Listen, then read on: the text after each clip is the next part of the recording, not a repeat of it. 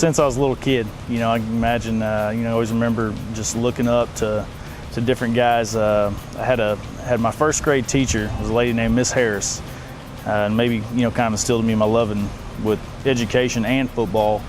Her son was a football player for Midwest City Bombers, and he just played special teams for him and wasn't an all-star or anything like that. But I can remember that I thought that was the coolest thing in the world that her son, played for the Bombers, and I'd go watch him on Friday night.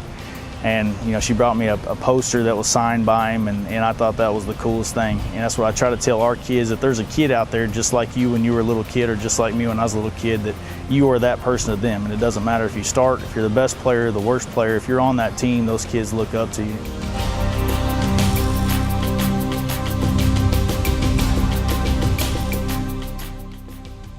Two all-time favorite players are Barry Sanders, who obviously played Oklahoma State, Detroit Lions, and a little quarterback, Doug Flutie, were my two favorite players growing up. And I thought they both kind of overachieved and stayed humble, and just I could tell when they play they really loved the game, had a passion for the game. And those are two of the guys I really enjoyed watching growing up.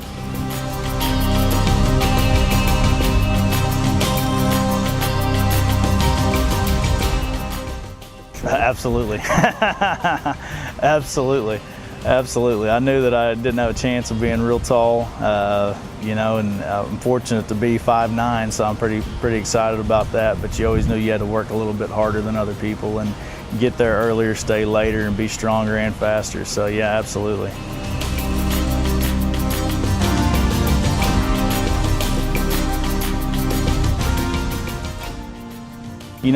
Probably like most coaches, any coach that you find was probably the hardest worker on his team. And that was probably the most dependable guy on his team. And what I try to instill in my kids, if you ask me when I was a kid what my goal was, individual goals, I didn't have one. My goal was to win a state title in high school. I was fortunate enough to do that my junior and senior year, but that was our goal. We had a bunch of just blue-collar type, no-name kids that came together and were pretty tough. And that's the kind of stuff that you try to instill in your players today, is put those goals aside for the greater cause. Good things will happen. You'll still accomplish what you want to accomplish individually, but if that's your focus, I think it makes it real tough.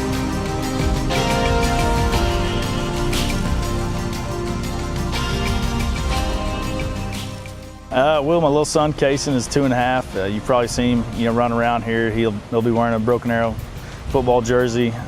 Loves Broken Arrow, loves the kids, loves being around the football players, calls himself a football coach. And some days he's a coach, some days he's a football player, so I guess it depends on the day. But he loves being around the cheerleaders, the football kids. He goes to eat with the position dinners with us, team dinners with us. He's at practice, at the indoors. I mean, he's around. Destiny or myself we don't have family in the Tulsa area, and so if we're both at something, then he's at it with us. So he loves it, and I can't think of a better environment for me to raise my child.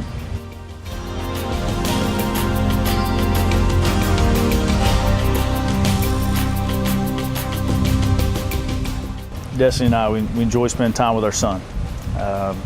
We both work so much, by choice, coaching teams that we do. So if we have any time off, we like to grab Kason and go out to eat, or take him. If it's summertime, it's warm enough, we'll take him to the lake and let him swim around and go fish, and go to a splash pad or go to the zoo. Pretty lame as far as all that stuff goes. We just like spending time together as a family.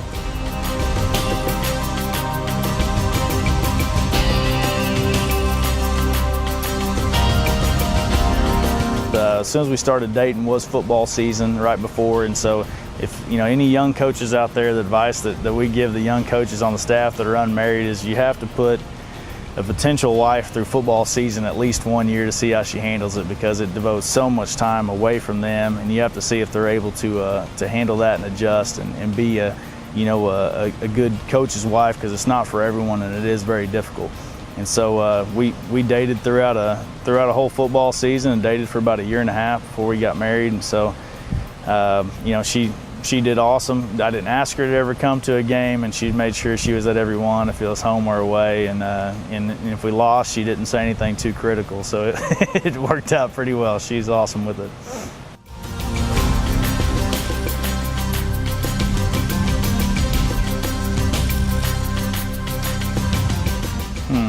I was a big Jennifer Love Hewitt fan a long time ago, so that's, you know, kind of embarrassing now, but that was back in the I Know What You Did Last Summers and, and all those awful movies. So yeah, back then, yes.